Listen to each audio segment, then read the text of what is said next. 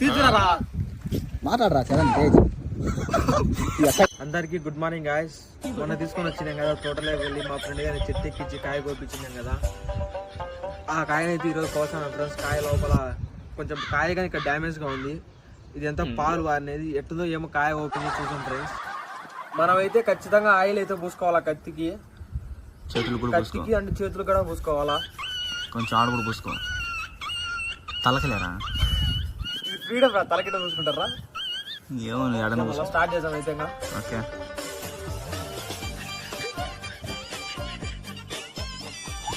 మొత్తానికి అయితే కాయ అయితే కోసేసాం.